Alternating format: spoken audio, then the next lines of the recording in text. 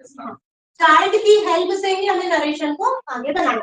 Narration में दो प्रकार की स्पीच हमने देखा बेटा, डायरेक्ट और इनडायरेक्ट। जब हम अपनी बात सीधे सामने वाले से करते हैं, डायरेक्ट सामने वाले से करते हैं, तो वो डायरेक्ट स्पीच होती है। और जब मीडिएटर अपनी बातों को सुनकर अपने शब्दों में बनाकर सामने वाले के तक पहुंचाए, तो ये क्या कहलाता है, इनडायरेक्ट स्पीच। डायरेक्ट और इनडायरेक्ट स्पीच में 6 प्रकार के नरेशंस को पढ़ना है, जिसमें अफर्मेटिव सेंटेंस का पहला टाइप हमने कवर कर दिया है। अब हमें ना थोड़ा सा आगे बढ़ना है, थोड़ा ध्यान से देखना। एक स्पीच आती है, the teacher said to the boys the earth moves round the sun। चलो ध्यान से देखो इधर। सबसे पहले हमने सीखा कॉमा के इस साइड वाला हिस्सा क्या कहलाता है, रिपोर्टिंग वर्ब। इन्वर्टेड कॉमा के अंदर होती है बेटा रिपोर्टेड स्पीच। ध्यान से देखना, जिनकी आज पहली क्लास है आपको और अच्छे से देखना। ये जो है बेटा सैड, यहाँ पे वर्ब है। इस वर्ब के कारण इस पूरे हिस्से को क्या बोला, रिपोर्टिंग वर्ब। ये रिपोर्टिंग वर्ब का सब्जेक्ट होता है, इसको कभी भी चेंज नहीं करना है। लिख दिया जैसे का वैसा। सैड है तो सैड लिखते हैं, और सैड टू है तो टोल्ड लिखते हैं, लगा दिया। फिर ऑब्जेक्ट को जैसे का वैसा। सिर्फ एक चीज बदली अभी अपन ने, द टीचर सेड टू को टोल्ड में बदला, ऑब्जेक्ट जैसे का वैसा है। डबल इन्वर्टेड कॉमा को हटाकर हमने क्या लगाया, दैट।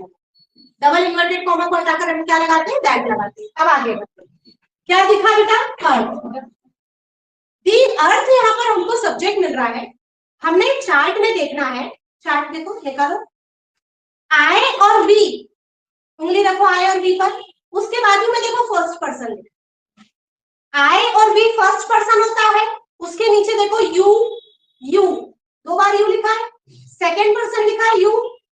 और आई और we first person, you second person. इसके अलावा जो भी बचे ना बेटा वो सब third person. He, she, it, किसी का नाम, दी अर्थ, सब किसमें आएगा, थर्ड पर्सन। तो ये हमें क्या मिला, थर्ड पर्सन। अब नरेशन में एक सन का रूल चलता है, देखो इधर SON 1 2 3, SON 1 2 3। रूल ये होता है, फर्स्ट पर्सन बदलता है सब्जेक्ट से, सेकंड पर्सन ऑब्जेक्ट से, और थर्ड पर्सन कोई बदलाव नहीं। ठीक है, हमें क्या मिला, थर्ड पर्सन। तो थर्ड पर्सन मिला तो हमें इसको चेंज नहीं करना है, नो चेंज। ध्यान से सुन लो, S यानी सब्जेक्ट, O यानी ऑब्जेक्ट, N यानी no change. First second third, first person subject से, सेकंड पर्सन ऑब्जेक्ट से, थर्ड पर्सन नो चेंज, नहीं बदलना। आपने लिख दिया जैसे का वैसा दिया। अब ध्यान से सुनना, ये मूव्स वर्ब का कौन सा फॉर्म लिखा है, फर्स्ट फॉर्म। वर्ब का फर्स्ट फॉर्म होता है सिंपल प्रेजेंट। जनरली हम लोग जब सेंटेंस चेंज करते हैं, नरेशन का डायरेक्ट टू इनडायरेक्ट स्पीच बदलते हैं, तो सिंपल प्रेजेंट टेंस बदलता है सिंपल पास्ट टेंस में। ये टेंस बदलने का नियम दूसरे सेंटेंसेस में जो आपने पिछली क्लासेस में पढ़े। अभी हमको अगर हमने टेंस बदला, सपोज हमने मूव्स को मूव्ड कर दिया, तो यहां पर सेंटेंस का मीनिंग बिगड़ जाए। ठीक है, देखो कैसे।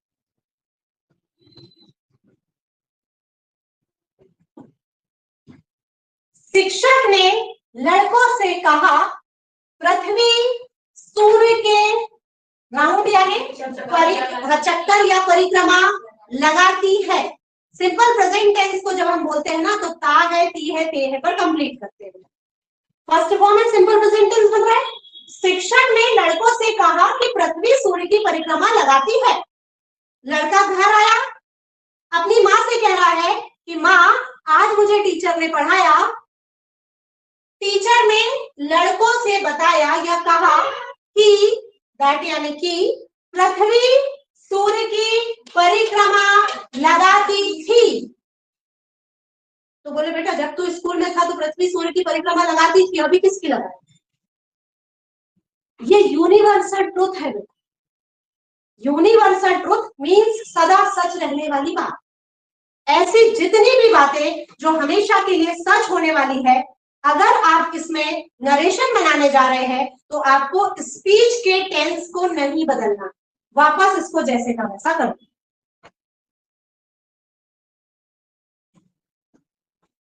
या फिर आप नरेशन बना रहे हैं, डायरेक्ट स्पीच में रिपोर्टिंग वर्ब और रिपोर्टेड स्पीच आती है। स्पीच में यदि कोई प्रोवर्ब आ जाए, प्रोवर्ब बोले तो हिंदी में क्या बोलेंगे? एक प्रकार का जैसे, नहीं वो हिंदी में एग्जैक्ट वर्ड नहीं आ रहा है, कोई अगर वो बोलते ना जैसे गरजने वाले कभी बरसते नहीं है, हाँ, अगर कोई ऐसे डायलॉग्स आ जाए तो उसको भी चेंज नहीं करते, ठीक है। अब रही बात यहाँ पर यूनिवर्सल ट्रूथ की, तो यूनिवर्सल ट्रूथ भी कभी भी चेंज नहीं होता है। जैसे एक सेंटेंस और आता है हिंदी में, अगर सॉरी अपन यहाँ पर कहें जैसे डायरेक्ट स्पीच बनाए, my father said to me honesty is the best policy। ईमानदारी एक अच्छी नीति है। मेरे पिता ने मुझसे कहा ईमानदारी एक अच्छी नीति है। अब बेटा मान लो हम इसको डायरेक्ट से इनडायरेक्ट बदल दें तो हमें क्या करना रहता है? पहले ध्यान से देखो, ये कॉमा के इस साइड वाला हिस्सा क्या कहलाता है? Reporting verb. ये रिपोर्टिंग वर्ब का सब्जेक्ट, इसे कभी भी चेंज नहीं करना है। तो माय फादर लिख दिया आपने जैसे का वैसा, सेड टू आया तो किसमें बदलो? टोल्ड में। ऑब्जेक्ट जैसे का वैसा, डबल इन्वर्टेड को हटाकर, यहाँ तक तो मेरे ख्याल कोई प्रॉब्लम नहीं होगी, आपने पिछली क्लास में भी पढ़ा है ना। अब यहाँ पर देखो ऑनेस्टी आया, इसको लिख दो जैसे का वैसा, थर्ड पर्सन का सब्जेक्ट है ये। अब हम लोग क्या करते थे पिछली क्लास में, जब हमने फर्स्ट क्लास नरेशन में पढ़े, उसमें हम एमेजार आता था तो प्रेजेंट को किसमें बदल देते थे? पास्ट में। रीजन कि ये रिपोर्टिंग वर्ब हमारी पास्ट में होती थी, तो पास्ट का कॉम्बिनेशन पास्ट से बना है करके हम क्या कर देते थे? एमेजार को वॉज वर्ब में बदल देते थे और सेंटेंस ऐसा बना लेते थे। अभी अगर आपने ऐसा चेंज किया ना बेटा, देखो ध्यान से, तो मीनिंग क्या बदलेगा? मेरे पिता ने मुझसे कहा ईमानदारी एक अच्छी नीति है। अब हम किसी को बता रहे हैं, मेरे पिता ने मुझे बताया ईमानदारी एक अच्छी नीति थी। बोले बेटा अब ईमान बन जाओ, 2025 आ गया, तो ये मैटर बिगड़ सकता है। तो इसीलिए ये वाली बात को भी आपको चेंज नहीं करना है। जो यूनिवर्सल ट्रूथ का स्पीच होता है उसको कुछ भी आपको चेंज नहीं करना है, जैसे का वैसा लिख दे। एक और आता है सेंटेंस, मैन इज मॉर्टल। ये भी स्पीच आती है पेपर, मैन इज मॉर्टल। एक स्पीच परमानेंट आती है बेटा, फिक्स है। और जिसमें से एसएससी अगर स्टेनोग्राफर का कोई बच्चा बैठा है क्लास में तो बेटा 10 नंबर के नरेशंस आते हैं और 10 में से एक क्वेश्चन यहाँ से फिक्स है, कोई भी एक स्पीच इसी में से मिल जाएगी। मैन इज मॉर्टल, मैन इज और मॉर्टल का मतलब प्रत्येक व्यक्ति की मृत्यु निश्चित है। मानव शरीर नश्वर है, जो आता है वो जाता है। अब क्या हुआ, हमने बदल दिया टेंस और हमने बोल दिया मैन वॉज मॉर्टल। मानव शरीर नश्वर था, जो आता था वो जाता था। अब जो हम लोग आ गए ना, हम परमानेंट, कितना ही कोविड आ जाए, नहीं कोविड के पप्पा जी आ जाए, नहीं एक और अभी वायरस आ रहा है ना, तो हम कहीं नहीं जाने वाले। ये बात ऐसा है क्या बेटा? हर व्यक्ति की मृत्यु निश्चित है, ये फैक्ट। जन्म हुआ है तो मृत्यु भी होगी, ये फैक्ट है। पर ये नहीं मालूम कि कब किसकी। तो थोड़ा सा पता लग जाए कि आबिज होने वाली है तो और कुछ रह गए हो कुकर तो वो भी कर ही डाले। जाना ही तो है, बोले करके जाओ अच्छे से, तो ऐसी बात आ जाएगी। हाँ, तो इसीलिए ये बताया नहीं गया है, पर जाना है ये तय। तो बेटा ये भी तो यूनिवर्सल ट्रूथ है, फैक्ट की बात है, तो आपको इसका टेंस नहीं बदलना है। ध्यान से सुनना, हम क्या कर रहे हैं, हम जो स्पीच पढ़ रहे हैं वो अगर यूनिवर्सल ट्रूथ की हो, भले आपका रिपोर्टिंग वर्ब पास्ट में हो, पर आपको स्पीच के टेंस को नहीं बदलना है। अब बताओ, जब इसमें बदलना ही नहीं है तो आपको फिर प्रैक्टिस में क्या होगा? ये सेट टू की जगह टोल्ड और डबल इन्वर्टेड की जगह पर दैट लगाना। तो ये तो आपको वैसे भी आने लग गया, एक दिन प्रैक्टिस आप ऑलरेडी कर चुके हो। तो अब हम ना इसकी प्रैक्टिस ना करके अगले टाइप पर बढ़ जाएंगे, आगे इसका राइटिंग वर्क करेंगे। लेकिन नरेशन में हमें अगला टाइप पढ़ना है सिंगल इंटरोगेटिव सेंटेंसेस। बेटा एग्जैक्टली ना बुक्स से अगर आप पढ़ते हो तो ये आपको ऐसे सिंगल डबल के नाम से नहीं मिलता, के नाम से मिलता, पर अपन ने इसका नाम रखा है अपनी सहूलियत के लिए, अपनी पहचान के लिए ना। देखो सिंगल इंटरोगेटिव सेंटेंस कैसे बनता है, क्या होता है, वहां पर भी आ रहे हैं। उससे पहले जिस दिन अपन ने नरेशन को स्टार्ट किया, सबसे पहले दिन की क्लास में हमने क्या सीखा, पहले यहां पर एक सेंटेंस आया कि said to me, comma, inverted comma, you are going to market. Narration की फर्स्ट क्लास में हमने इस प्रकार की स्पीच को डिस्कस किया। सबसे पहले ना स्पीच को देखो, ये रिपोर्टिंग वर्ब है, इन्वर्टेड कॉमा के अंदर कौन होती है, स्पीच। रिपोर्टेड स्पीच की स्टार्टिंग कहां से हो रही है, यू सब्जेक्ट से। किसी भी सेंटेंस की शुरुआत अगर सब्जेक्ट से होती है तो वो कहलाता है अफर्मेटिव, ठीक है। और अगला हमने ये सीखा, सेंटेंस जब हम बनाना है टेंस में हमने बनाया, जिस भी टेंस में आप है उस टेंस की हेल्पिंग वर्ब को उठाकर अगर आप सब्जेक्ट से पहले ले आओ तो ये बन जाता है इंटरोगेटिव, और इसी को कहते हैं सिंगल इंटरोगेटिव, ठीक है। तो मैं नई स्पीच यहाँ पे आपके लिए बना रही हूँ। He said to me, comma inverted comma, ये क्या था, यू आर, हम इसको चेंज कर देंगे, क्या बन जाएगा, are you going to market. Punctuation change हो जाएगी, क्वेश्चन मार्क लग जाएगा। पहले सेंटेंस को समझो बेटा, जो सेंटेंस सब्जेक्ट से स्टार्ट हो और ऑब्जेक्ट पर जाकर कंप्लीट हो वो अफर्मेटिव, और जिसकी शुरुआत हेल्पिंग वर्ब से हो वो इंटरोगेटिव होता है, सिंगल इंटरोगेटिव। तो ये वाला स्पीच हम पढ़ चुके हैं, आज हमें ये वाला कवर करना है, पर मैं पहले इसी से आपको ये बनाना सिखाऊंगी ना, ध्यान से देखिएगा। कॉमा के इस साइड वाला हिस्सा क्या कहलाता है, रिपोर्टिंग वर्ब। ये रिपोर्टिंग वर्ब का सब्जेक्ट कभी भी चेंज नहीं होगा, 6 प्रकार के नरेशंस बदलते जाएंगे, पर रिपोर्टिंग वर्ब का सब्जेक्ट और ऑब्जेक्ट आपको जैसे का वैसा रखना है, चेंज नहीं करना है। said to को किसमें बदलते थे बेटा, टोल्ड में। पता है टोल्ड में क्यों बदलते थे, ध्यान से देखो, स्पीच को देखो, you are going to market, आप बाजार जा रहे हैं, ये हमने आपको क्या किया, बताया। बताने को कहते हैं टेल, टेल यानी बताना। सेकेंड फॉर्म होता है टोल्ड, थर्ड फॉर्म में क्या होता है, टोल्ड। अब यहाँ देखो ऊपर सेड, सेड जो है वो से वर्ब का सेकेंड फॉर्म, से सेड से, ये जो सेड है ये से वर्ब का सेकेंड फॉर्म है। तो बेटा जब ये सेकेंड फॉर्म है तो हम भी किसमें चेंज करते थे, सेकेंड फॉर्म में। रिपोर्टिंग वर्ब को किसमें बदल देते थे, टोल्ड में। अच्छा अब आप यहाँ चेक करिए, ही सेड टू मी, उसने मुझसे कहा, are you going to market. जब भी कोई सेंटेंस हेल्पिंग वर्ब से स्टार्ट होता है तो वो हिंदी में स्टार्ट होता है क्या से। आप ध्यान से देखो, क्या तुम बाजार जा रहे हो, क्या तुम बाजार जा रहे हो, इसमें क्या लगाकर हमने क्या किया, सामने वाले से प्रश्न पूछा। पूछने को इंग्लिश में क्या कहते हैं, ask. Second form asked, third form भी आस्क्ड। तो यहाँ पर क्या होता है, अभी फिलहाल पिछली क्लास में हमने रिपोर्टिंग वर्ब को किसमें बदला, टोल्ड में। He told me, he told me. आज हमको क्या करना है, रिपोर्टिंग वर्ब के सब्जेक्ट को जैसे का वैसा लिखना।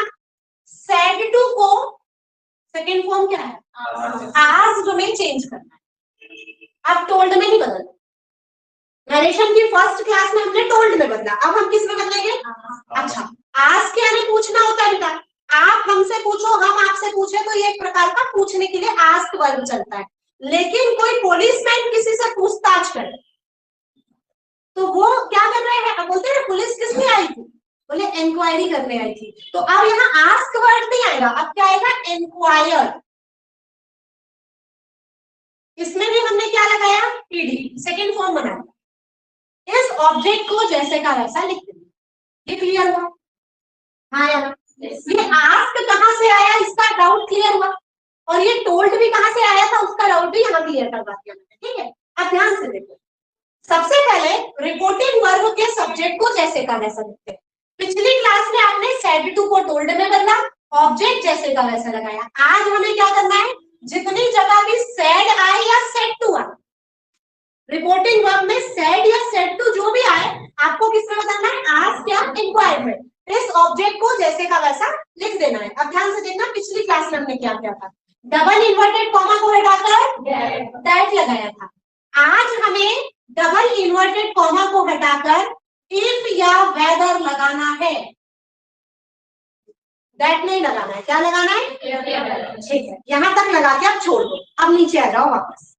सबसे पहले ही लिखा, सेड टू को टोल्ड में बदला, मी ऑब्जेक्ट लगाया, डबल इन्वर्टेड को हटा के दैट लगाया। अब हम पहुंच गए स्पीच में। स्पीच में हमें कौन मिला, यू।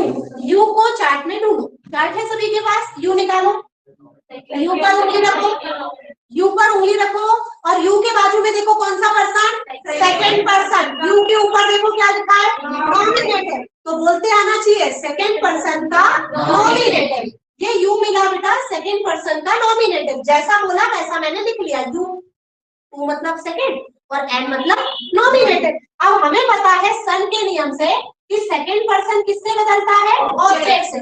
फर्स्ट पर्सन सब्जेक्ट से, सेकंड पर्सन ऑब्जेक्ट से, तो सेकंड पर्सन किससे बदलेगा बेटा, इस ऑब्जेक्ट से। ये क्या लिखा है, मी, तो आप मी पर जाइए, उंगली रखो मी पर, और क्या लेकर आना है, नॉमिनेटिव। हमने जिस केस को हटाया है वही लेकर आना है। तो नॉमिनेटिव कौन है, मी का आई, तो यहाँ पर क्या आ जाएगा, आई आने में कोई दिक्कत। अच्छा ध्यान से देखो, टेंस को बदलना है। एम इज आर यानी प्रेजेंट है, आईएनजी यानी ये टेंस है, प्रेजेंट कंटीन्यूअस बदलेगा पास्ट कंटीन्यूअस में, was going to market. Clear हुआ बेटा? अब ये तो आपने पिछली क्लासेस में बना भी लिया, इसकी प्रैक्टिस भी हो गई है ना। अब यहाँ देखो कि आज इंक्वायर्ड मी, डबल इन्वर्टेड को हटा के इफ या वेदर। अब ध्यान से देखना भाई, जैसे हमने डबल इन्वर्टेड को हटा के इफ या वेदर लगाया, तो हम पहुंच गए स्पीच में। स्पीच में हमें सबसे पहले कौन मिला, आर क्या है, एमएसआर वॉज पर हेल्पिंग वर्ब्स होते हैं, लेकिन हमको इस कंजंक्शन को लगाने के बाद यहाँ पर सब्जेक्ट लेकर आना है। पहला काम किसको लेकर आना है, यहाँ पर सब्जेक्ट तुरंत मिल गया था, यहाँ पर सब्जेक्ट मिलेगा दूसरे नंबर, क्योंकि हेल्पिंग वर्ब अपनी जगह छोड़ के सामने आ गई। तो सब्जेक्ट में कौन मिला, यू। यू को चार्ट में ढूंढो, उनको बोलो क्या है, जैसा बोला वैसा लिख लोगे तो एक प्रॉब्लम सॉल्व हो जाएगी। यू सेकंड पर्सन का, सेकंड का मैंने टू बना दिया, नॉमिनेटिव का एन बना दिया, सेकंड पर्सन का नॉमिनेटिव। सन के नियम से पूछो भैया सेकंड पर्सन किससे, ऑब्जेक्ट से। ऑब्जेक्ट क्या है, मी, तो मी को लिख दे, मी पर जाना है और मी का नॉमिनेटिव लेकर आना। मी पर जाओ और मी का नॉमिनेटिव लेकर आओ। मी की लिस्ट देखो आगे पीछे ऐसा रख देते, क्या मिला, आई। यहाँ पर हमने आई ला लिया। अब पता है बेटा, सब्जेक्ट को लिखने के बाद आपका काम, यहाँ पर गलतियां से सब्जेक्ट को लिखने के बाद ही आपको टेंस बदलना। देखो कैसे, एमएसआर यानी